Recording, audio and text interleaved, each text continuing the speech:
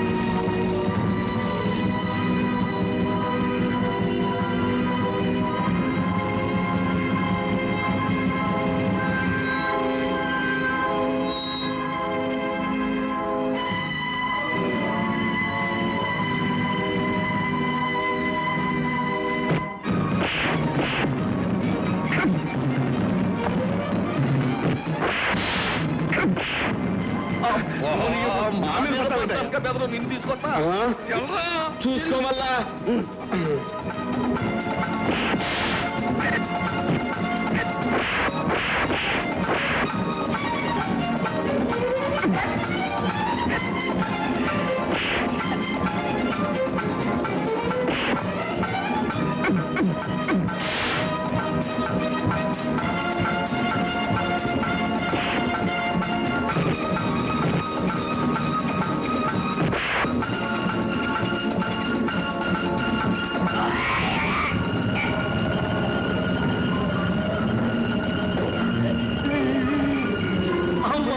Party దెబ్బతి తెలిసింది మోహం పోదాం.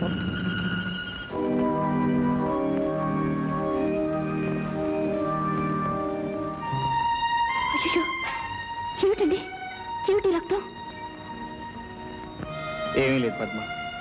అసూయ తన రంగు చూపించుకుంటే అభిమానం తన కొంగు చూపించింది. ఎందుకండి ఇలా మాయ మాటలతో నన్ను మోసం చేయాలని చూస్తున్నారు? ఈ పాడు భూమి మీ రక్త బలిదానం కోరి ఉంటుంది. పద్మ, రైతు నమ్ముకునేది తల్లి ఒడిని, చేలో మడిని. మీదంతా పిచ్చి భ్రమ. దీనికి మనసు లేదు, పొట్టి మట్టి. ఈ మట్టిలో పుట్టి మట్టిలో కలిసిపోయే మనం మట్టిని నిందించకూడదు పద్మ, తప్పు. ఏమండి, నా చేతులు కాయలు కాసిన మీ కళ్ళల్లో పట్టుదల చూసి ఇన్నాళ్ళు ఆశతో బ్రతికాను. మీరు నమ్ముకున్న తల్లి గడుపు చల్లగా మనం హాయిగా బ్రతకచ్చని కలలు కన్నాను. కానీ అది జరగదండి, ఇక జరగదు. తిని నమ్ముకుని బ్రతకడం కంటే పస్తు నుండి చావటం మేలు, అడుగు తిని బ్రతకటం మేలు. మన ఆశలకు ఆశయాలకు సమాధిగా తయారైన ఈ పాడు బావిని పూర్తి చేస్తానండి, పూర్తి చేస్తాను. నా తల్లి భూదేవి నువ్వు నమ్మటం లేదు కదా, హృదయం లేనిదంటున్నావు కదా. ఇప్పుడే నిరూపిస్తాను. నా తల్లి కనికరం లేకుండా గుండె మీద బండరాయిని అలాగే ఉంచుకుంటుందో, బిడ్డ మీద ప్రేమతో కడుపులో దాచుకున్న పాతాళ గంగను ఉరకలో పరుగులతో పైకి పంపిస్తుందో ఇప్పుడే తేల్చేస్తాను.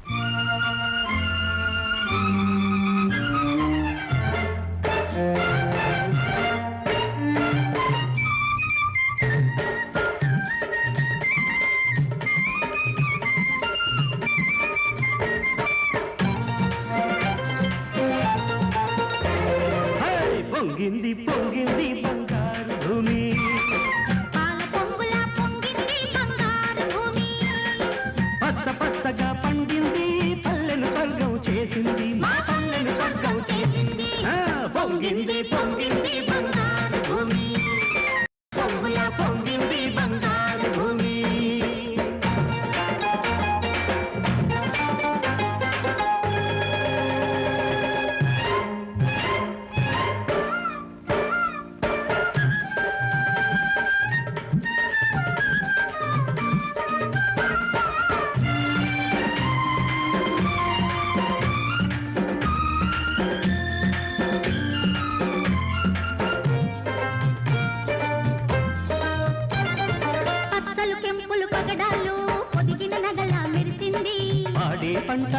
సంపదతో పండు ముత్తైదయ్యింది, పండు ముత్తైదయ్యింది.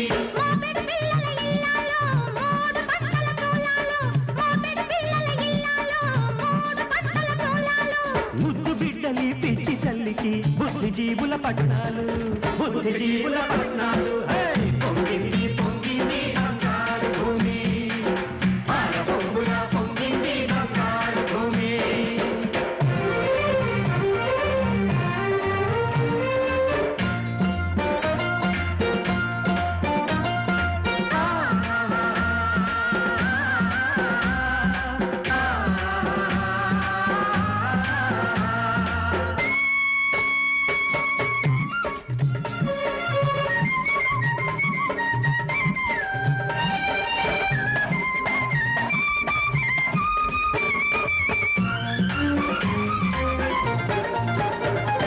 పంట కాల్వలో జలకాలాడి చెరుకు తోటలో చీరను గట్టి,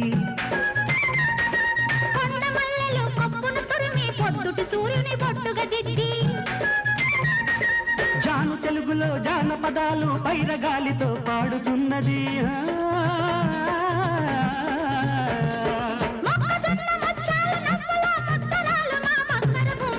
పొంగింది పొంగింది బంగారు భూమి, పాల పొంగుల పొంగింది బంగారు భూమి.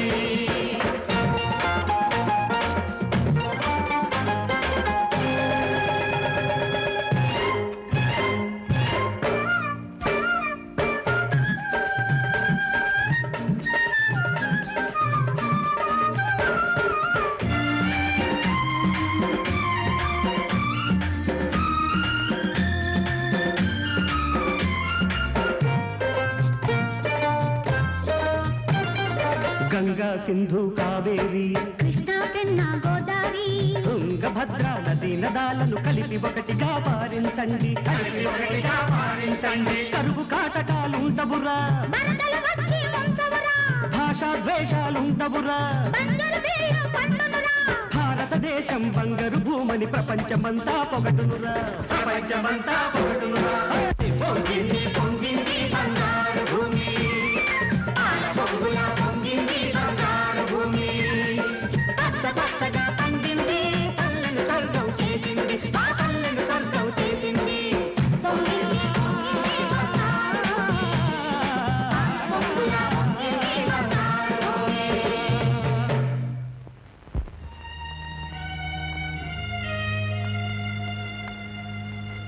రవి రవి,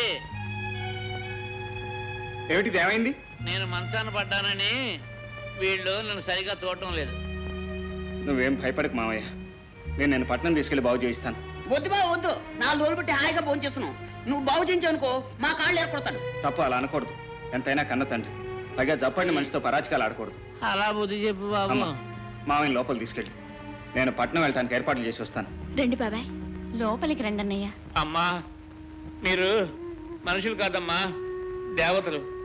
మీకు నేను చేసిన అవమానానికి శిక్ష అనుభవిస్తున్నాను. నన్ను మన్నించండి అమ్మా. అయ్యో, మీరు పెద్దవారు, అలా అనకూడదు బాబాయ్. ఇచ్చి పుచ్చుకున్న చోట అలాంటివి పట్టించుకోకూడదు, మర్చిపోండి అన్నయ్య.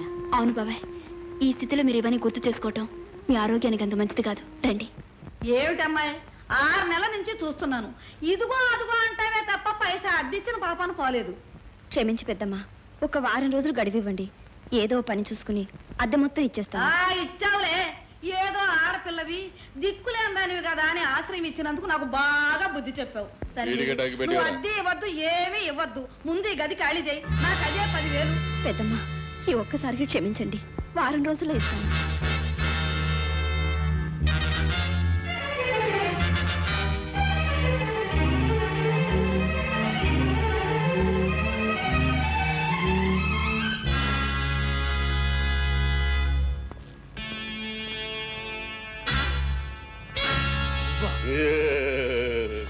ఏమిటి దర్జాగా నా కుర్చీలో కూర్చున్నావు? ఇంకా నయం, నీ నెత్తెక్కి కూకోలేదు. మళ్ళా ఇంత ధైర్యం నీకెలా వచ్చిందిరా? లడాయిలో పిత్తోళ్ళు ఎవడి చేతికి దొరికితే వాడికి ఎక్కడ లేని ధైర్యం వస్తుంది. మళ్ళా అంటే మనం చెట్టు నరికినా కుదురు మిగిలింది, విలక పెరిగింది. మళ్ళా అర్థమయ్యేటాడు. ఆ రోజు నదిలో అందరినీ తోసి చంపామనుకున్నాం, కానీ రాజ్యలక్ష్మి బిడ్డ బతికి బయటపడి పెద్దదై ఇప్పుడు మన పీకల మీద వచ్చి పడింది మళ్ళా. వాట్? ఎలా తెలుసుకున్నావు? ముమ్మూర్తులా వాళ్ళ అమ్మ పోలికి బంధించి ఉంచిన నీకిట అనుమానం ఉంటే వచ్చి చూసుకో మళ్ళా.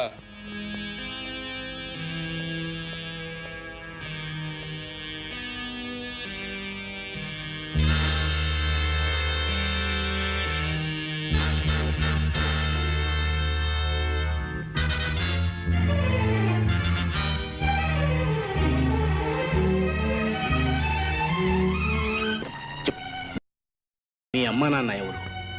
నాకేం గుర్తులేదు.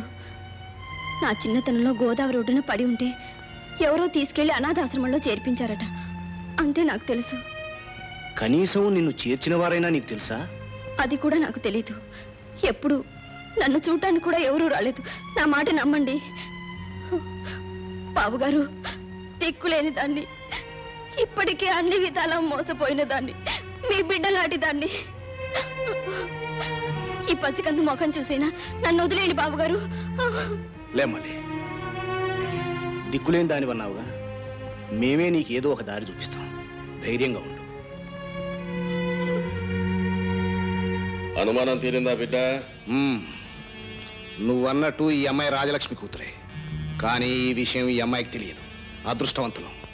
తెలియజేయడానికి నేనున్నాను కదా బిడ్డ. కపాలి, ఈ నేరంలో నీకు భాగం ఉంది. వారిని అవ్వ ఫలితంలో నాకు బాగోలేదు మళ్ళా. అది సరే, దీన్ని చంపడానికి నీకేం కావాలి? నాకేం అక్కర్లేదు. కాకపోతే నా కూతుర్ని నీ ఇంటికి కోడలుగా చేసుకోవాలి మళ్ళా. కపాలి! అర్చాక్, అల్లరైపోతావు. ఆ పిల్ల నా చేతిలో ఉంది, గుర్తు పెట్టుకో మళ్ళా. ఒరేయ్, నీకు కావలసినంత డబ్బిస్తారా? నీ బోడి పైసలు ఎవడు కావాలో? ఆ పిల్ల రాసి అని చెప్తే ఆస్తి దక్కుతుంది. ఆస్తి దక్కిందంటే నీకంటే ఎక్కువ పైసలు ఇస్తుంది మళ్ళా. మర్యాదగా నా కూతుర్ని నీ ఇంటి కోడలు చేసుకో. అయితే నాకు కొంత టైం ఇవ్వు. గడువు ఇస్తా, కానీ గడువులో నన్ను మోసం చేసి ఆ పిల్లని ఎత్తుకపోయినవో నీ రక్తాన్ని సారాలో కలుపుతా మళ్ళా. అలాగే అలాగే అలాగే. ఇక గా పోరిని భద్రంగా చూసుకోండి మళ్ళా. ఇంకా ఎంతసేపు కూర్చోబెడతారండి? అసలు ఇంతకీ ఇక్కడ ఎరువులు ఉన్నాయా లేవా? నీళ్లు బంగారంగానో, ఎరువులు కొట్లో ఎరువులు ఉండక చెరువులు ఉంటాయటయ్యా.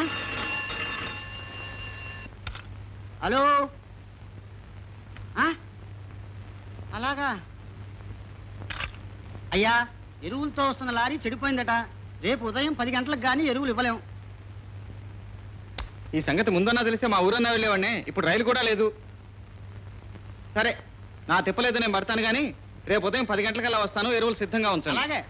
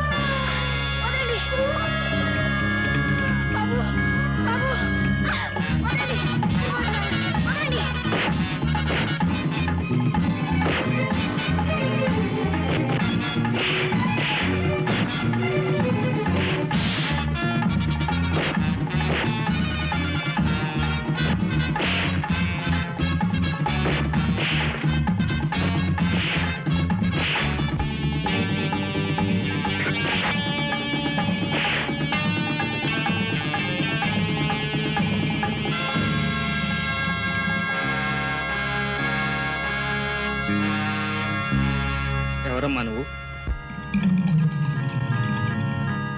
అలాగా, అయితే నీకెవరూ లేరన్నమాట.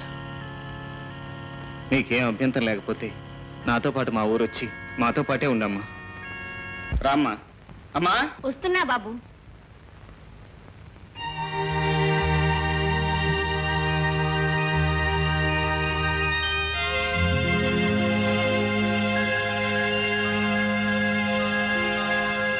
ఏమిటమ్మా అలా పొయ్యిబారిపోయావు? ఈ అమ్మాయి నీకు ఇంత క్రితమే తెలుసా? లేదు బాబు, నీకు తెలుసా? లేదమ్మా, బస్తీలో ఎవరో దుర్మార్గులు ఈ అమ్మాయిని చంపబోతుంటే కాపాడి తీసుకొచ్చాను. అలాగా, మంచి పని చేశావు బాబు.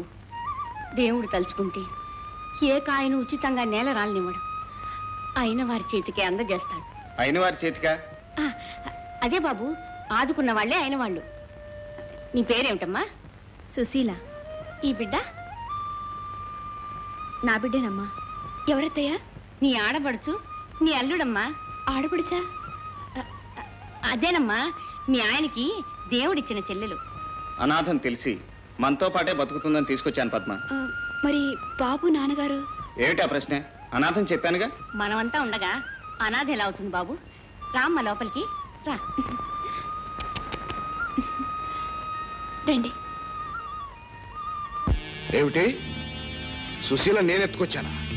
నాటకాలు ఆడక బిడ్డ. సుశీల అవసరం నీకు నాకు తప్ప మళ్ళీ ఎవరికి అవసరం లేదు. నీ మనిషి చేత నా మనుషులు కొట్టించి సుశీలను ఎత్తుకొచ్చింది కాక మళ్ళా ఏమరిగినట్లు మాట్లాడుతావు. మంచిగా సుశీల నాకు అప్పగించు, లేకపోతే నీ పీక కోసేత్తా మళ్ళా. ఒరేయ్, సుశీల నేనే ఎత్తుకొచ్చి ఉంటే ఈ పాటికి నీ కపాలం లేకుండేవాడిని. అంటే మళ్ళా నువ్వు సుశీలను ఎత్తుకరాలేదా? మరి ఎత్తుకపోయినోడెవడు? ఎవరో అని నీళ్లు నవ్వలేకంటే మన ప్రాణాల మీదకి రాకముందే మనుషులు పెట్టి వెతికించు. ఎతికిస్తా, పట్టుకొస్తా, కాని నిన్ను మాత్రం నమ్మను బిడ్డ. నీడలా నీ ఎంటుంటా. అండలేని ఆడదానిగా ఈ సమాజంలో నువ్వెన్ని ఇబ్బందులు పడి ఇక్కడ చేరుకున్నావో ఆడదానిగా నేను ఊహించుకోగలను. కానీ నీ బిడ్డ పెరిగి పెద్దవాడే నా తండ్రి ఎక్కడా అని అడిగితే ఏం చెప్తావమ్మా? నాతో నిజం చెప్పడానికి నీకెందుకమ్మా సందేహం? ఏమని చెప్పనమ్మా? ఊరు పేరు తెలియకుండా ఎవరినో ప్రేమించిన పిచ్చిదానని చెప్పనా? గర్భిణి అని తెలియగానే ఆ దుర్మార్గుడు పారిపోతే వెతికి వెతికి వేశారని వెర్రిదానని చెప్పనా? చిన్నప్పుడే తల్లిదండ్రులను పోగొట్టుకున్న అనాథను నా బిడ్డను కూడా నాలాగే అనాథని చేయకూడదని ఇంకా బ్రతుకుతున్నానమ్మా. నువ్వు అనాథవు కావు చెల్లెమ్మా. అన్నయ్య, ఏ రోజు నువ్వు నా కంటపడ్డావో ఆ రోజే నా చెల్లెలు అయ్యావు. దేవత లాంటి ఈ తల్లి దీవెన అందుకున్న క్షణంలోనే నువ్వు ఇంటికి ఆడపడుచు అయ్యావు. నేను మోసగించిన వాడెవరో చెప్పలేకపోయినా కనీసం నేను చంపడానికి ప్రయత్నించిన వాళ్ళెవరో చెప్పగలవా? నన్ను వాళ్ళు ఎందుకు చంపాలని ప్రయత్నించారో నాకు అర్థం కాలేదు. కానీ నన్ను బంధించిన వ్యక్తి నువ్వు కాక నీ వాళ్ళు ఇంకెవరు బ్రతికి ఉన్నారో చెప్పమని చిత్రహింసలు పెట్టాడు. ఆ వ్యక్తి ఎవరో చెప్పు, వాడిని బట్టేనా నిజం తెలుసుకుంటాను. అతనెవరో నాకు తెలియదు. మిస్టర్ సుధాకర్, కోటలో వచ్చిన స్టీల్ బ్లాక్ లో అమ్మినట్టు రిపోర్ట్ వచ్చింది. అందువల్ల నేను అరెస్ట్ చేస్తున్నాను. మోహన్, స్టీల్ నేను అమ్మలేదు. గోడౌన్స్ లో ఉండవలసిన స్టాక్ కనపడకపోతే నేనే రిపోర్ట్ చేద్దాం అనుకున్నాను. ప్రతి బ్లాక్ మార్కెట్ హీరో చెప్పే మాట ఇది. మోహన్, నువ్వు నా మాట నమ్మలేవా? బంధువుగా నమ్మగలను, కానీ పోలీస్ ఆఫీసర్గా నమ్మలేదు. నిన్ను అరెస్ట్ చేయక తప్పదు. కానిస్టేబుల్స్. ఏమిటి, మీ నాన్న మీ అన్నయ్య ఇంత ద్రోహం చేశారా? నేను బ్రతికుండగా నా తమ్ముడికి అన్యాయం జరగడానికి వీల్లేదు. పదరేఖ. బాబు ఆగు. మనల్ని కాదనుకుని వెళ్ళిన వాడు మనవాడు కాదు. వాడికి ఏ ఇబ్బంది వచ్చినా మనకు అనవసరం. అమ్మా, ఆవేశంలో తమ్ముడు మనకు దూరం అయినా అన్నీ ఆలోచించగల పెద్దవాళ్ళు మనం వాడిని దూరం చేసుకోకూడదు. తనకై తన తప్పు తెలుసుకునే వరకు మన మంచితనం చేతకాంతనంగానే కనపడుతుంది బాబు. ఇంకా ఏం తెలుసుకోవాలమ్మా? పిలిచి పిల్లనిస్తామన్న వాళ్ళు కావాలని జైల్లో పెట్టించారు. ఇది చాలు తమ్ముళ్ళలో మార్పు రావటానికి. పైగా ఆపదలో ఉన్నప్పుడు ఇలాంటి పంతాలు పట్టింపులు పనికిరావద్దయ్యా. పదరాక నేను వస్తాను. వస్తామమ్మా.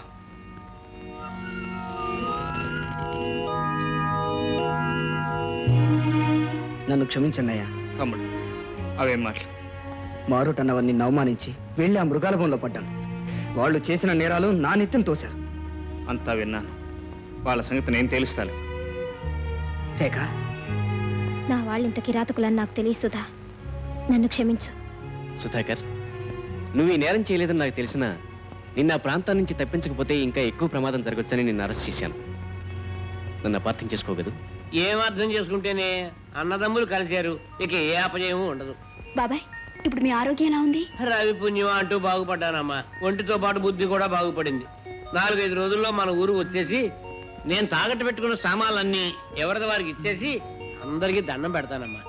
ఏమండి, అక్కడ అత్తయ్య కంగారు పడుతుంటుంది, రండి వెళదాం. ఒరే ఒరే ఒరే ఏడోకరా, ఏడోకు బాబు. ఊరుకో ఊరుకో ఊరుకో. అమ్మా సుశీల, త్వరగా పాలు తీసుకోరా. వస్తున్నానమ్మా.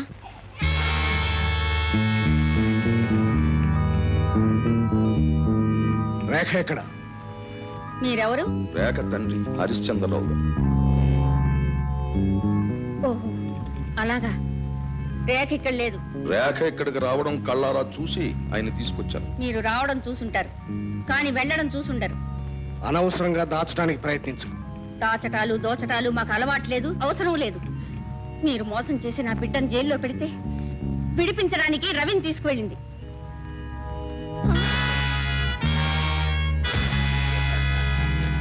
అమ్మా, వీళ్ళేనమ్మా నన్ను బంధించింది. అలాగా. కపాలి, దీన్ని రెక్కలు విరిచి తీసుకువెళ్లి కారులో పడి. వీల్లేదు, సుశీల నా బిడ్డ. నీ అవ్వ, ఎవరి బిడ్డ నీకంటే ఎక్కువ నాకే తెలుసు. మళ్ళా దుర్మార్గుడా, వదలు. ఛీ, అమ్మా, సుశీల, వదలు.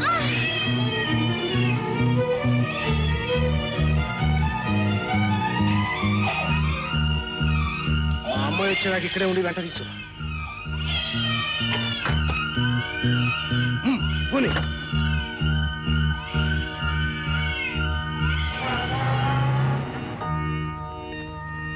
అమ్మా, ఏమిటమ్మా ఇది? ఏమైంది? బాబు వచ్చావా? వచ్చానమ్మా, తమ్ముని కూడా తీసుకొచ్చాను. సుధాకర్. అమ్మా, నన్ను క్షమించమ్మా. ఏమైంది పెద్దమ్మా? ఏముంది ఆయన, అడ్డమల్ని మీ అమ్మను కొట్టేసి సుశీల్ ఎత్తుకుపోయాడు ఎవరో దుర్మార్గుడు. సుశీల్ ఎత్తుకుపోయారా? సుశీల ఎవరో కాదు బాబు, నీ రక్తం పంచుకు పుట్టిన చెల్లెలు. ఏమిటమ్మా, సుశీల నా చెల్లెలా? అవును బాబు, ఆ రోజు సుశీలను చూడగానే గుర్తుపట్టాను. నేను మీ నాన్నగారికి ఇచ్చిన మాట ప్రకారం మీ గతాన్ని దాచిపెట్టాను. కానీ ఇప్పుడు చెప్పక తప్పదు బాబు. చెప్పమ్మా, ఏమిటి నా గతం?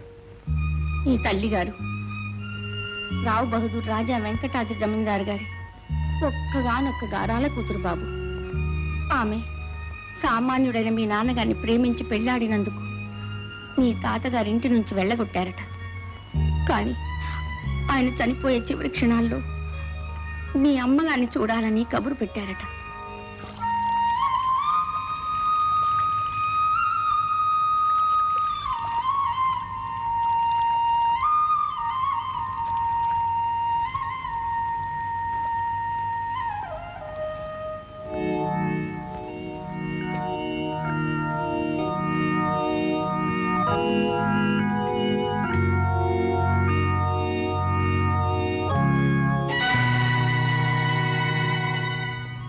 నాన్న,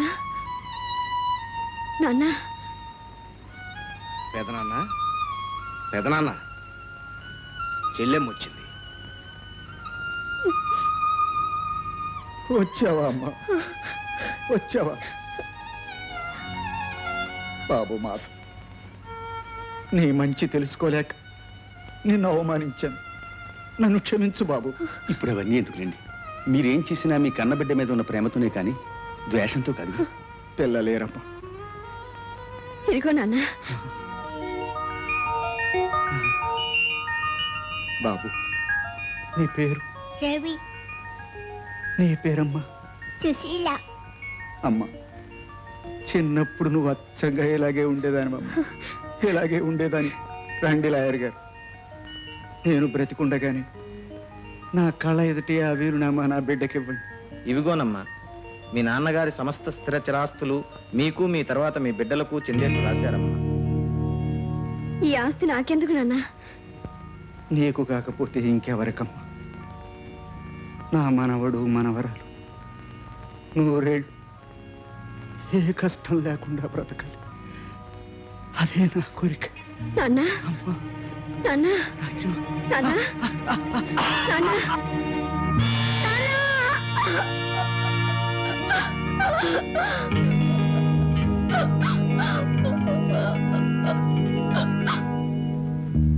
కపాలి, ఒకప్పుడు మా పెదనాన్న కూతురు ఎవరినో అనామకుని కట్టుకుని వెళ్ళిపోయింది. ఇన్నాళ్ళు ఆ ఆస్తిని ఐశ్వర్యాన్ని నేను అనుభవించాను. హఠాత్తుగా తన కూతురును పిలిపించి ఆ ఆస్తి అంతా దాని పేరు మీద రాశాడు. ఆ ఆస్తిలో చిల్లి గవ్వ కూడా నాకు దక్కదని తేలిపోయింది. రేపు వాళ్ళిద్దరూ కలిసి ఊరు బయలుదేరుతున్నారు. దారిలో వాళ్ళందరినీ సర్వనాశనం చేయాలి. అందుకు నీ సహాయం కావాలి. గదంత పని గట్టగా చేత మళ్ళా వస్తా ఉన్నాయా? పెదనాన్నగారు పోయి వారం తిరగకముందే మీరు ఇలా బయలుదేరటం. హఠాత్తుగా బయలుదేరి రావడం వల్ల అక్కడ పనులన్నీ ఆగిపోయాయి. ఒక్కసారి వెళ్ళి రావాలి. 10 రోజుల్లో వచ్చేస్తా ఉన్నాయా? వస్తాను బావా. నేను వస్తాను. మిమ్మల్ని స్టేషన్ దాకా సాగనంపుతాను. పదండి.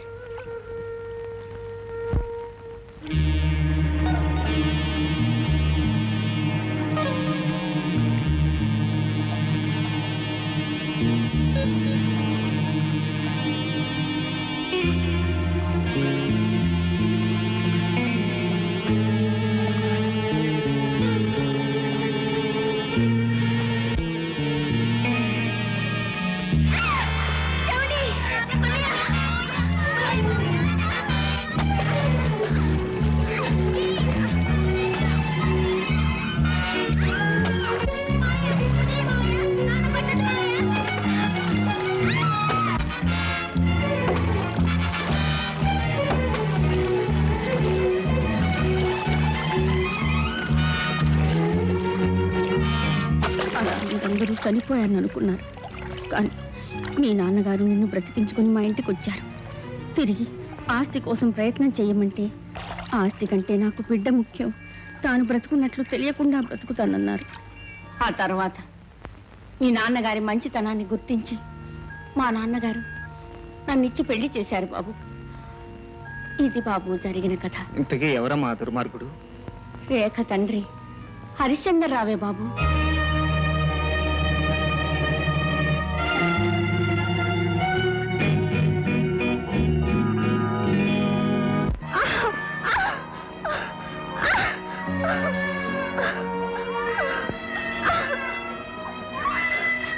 బాబు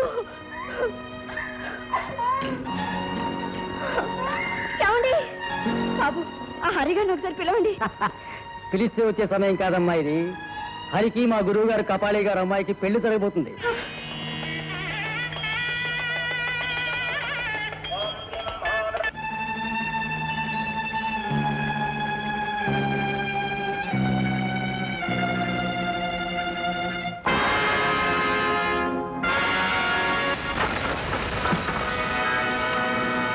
అన్నయ్య, చెల్లెమ్మా.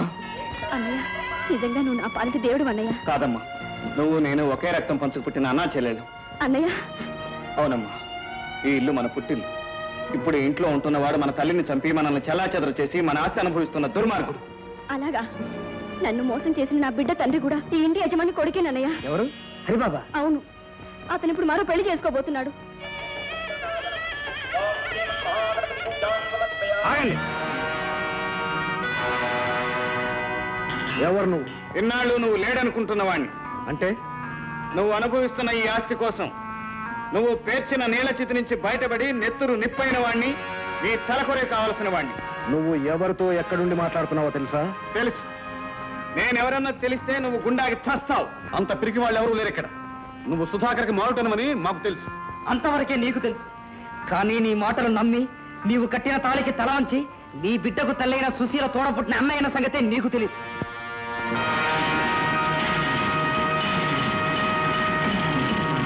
తోడబుట్టినవాడా? అబద్ధం. ఆమె అనాథ.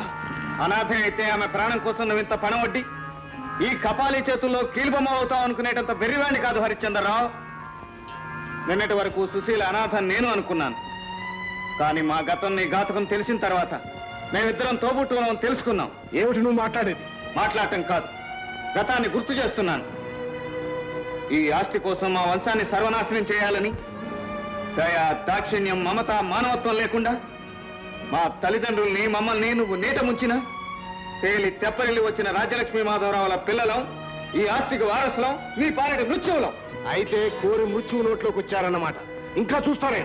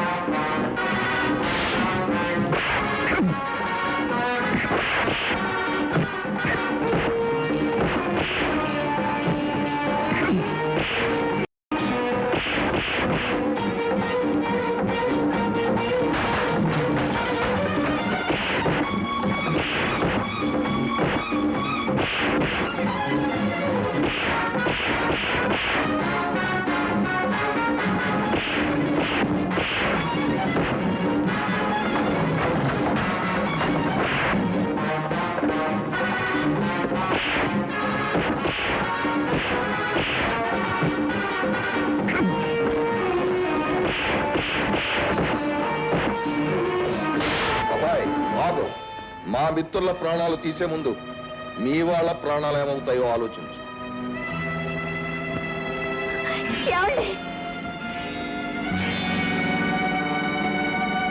చూస్తారే, పట్టుకోండి.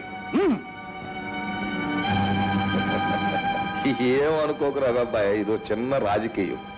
నీ గతం గురించి మీ అమ్మగారు చెప్పడం విన్నాను. సరే, నువ్వు ఎలాగో రూలింగ్ పార్టీ మీదకి అపోజిషన్ లీడర్లా మా మిత్రుల మీదకి ఎగబడతావని తెలిసి ఈ ఆడంగుల్ని పావులుగా తీసుకొచ్చానంతే. దుర్మార్గుడా, మమ్మల్ని మగాడిలా సాధించలేక ఆడాలను అడ్డం పెట్టుకొస్తావా? కుర్రతనం ఏ పని సాధించాలన్నా ఆదిలోనో అంతంలోనో ఆడదాని అవసరం ఉంటుంది నాయన. చెప్పాస్ బిడ్డ, జైల్లో దోస్తి జన్మాంతం ఉంటుందని రుజువు చేసినాం. మళ్ళా వీళ్ళని తీసుకెళ్ళిగా దంబాలకు తాళతోటి కట్టాను. మళ్ళా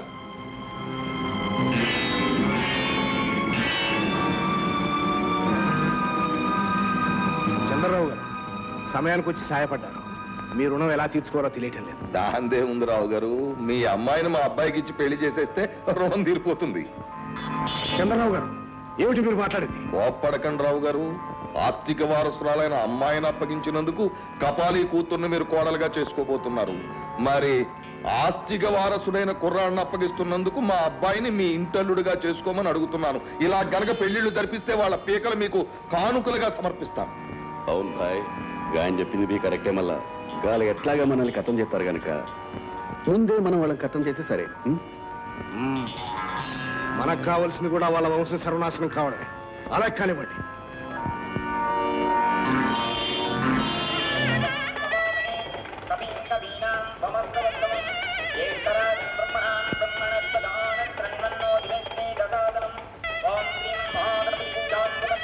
మంత్రి గారు, ఏదో గబగబా తంతు నడిపే తాళి కట్టించేయండి. తొందరగా కానీ అంటావేంటి నాన్న? ఇన్నాళ్ళు పెళ్లి దొరుకుతుంటే.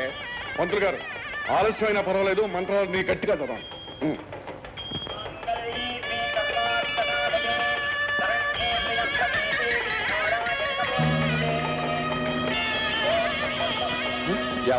ఏమైంది? అమ్మా రేఖ, రేఖ అమ్మని అమ్మ పెళ్లి కాకుండా నీది గడుపుతాందా?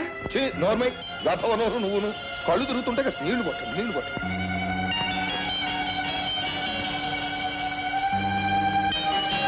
అమ్మా రేఖ,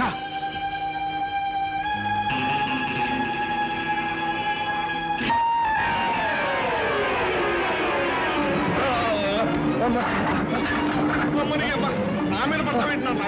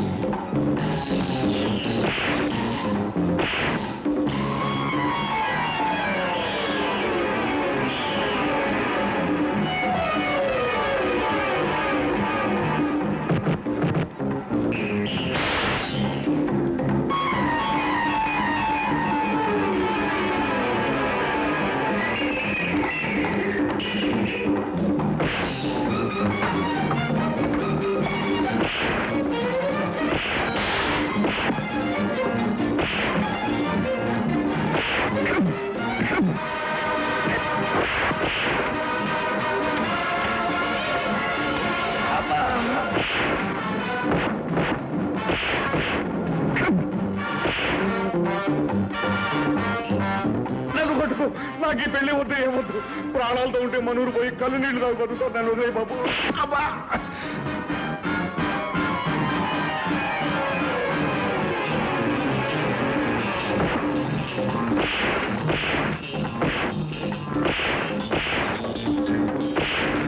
తమ్ముడు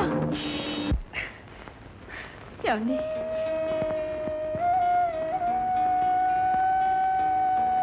ఇప్పటికైనా అర్థమైందా? నువ్వు తాళి కట్టి మోసం చేసినా తనిలో జాలిపడి ప్రాణం కాపాడి. సుశీల, మోసంతో కట్టినా మమతో కట్టినా 3 ముళ్ళు 7 జన్మలు నిలుస్తాయని నేను ఇప్పుడే తెలుసుకున్నాను. నన్ను క్షమించు సుశీల.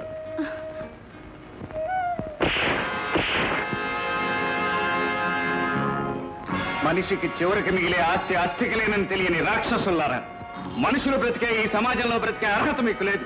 చావండి, ఆగండి. హంతకుల్ని చంపి నువ్వు హంతకుడికి కావచ్చు. దుర్మార్గులారా, మనిషి అన్నవాడు బ్రతికించాలి గాని చంపి బ్రతకాలని చూడకూడదు. Constables, arrest them.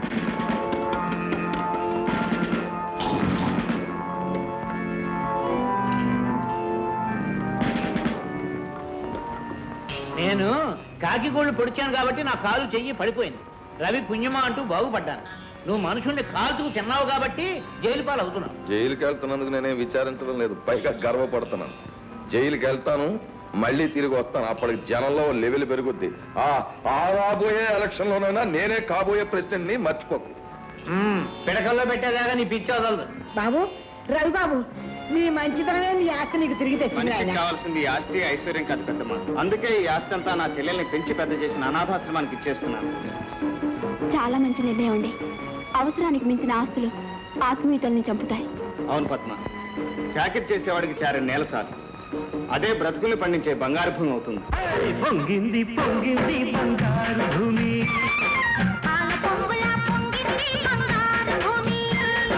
పచ్చ పచ్చగా పండింది, పల్లెను స్వర్గం చేసింది, మా పల్లెను స్వర్గం చేసింది. పొంగింది పొంగింది బంగారు భూమి, పొంగింది బంగారు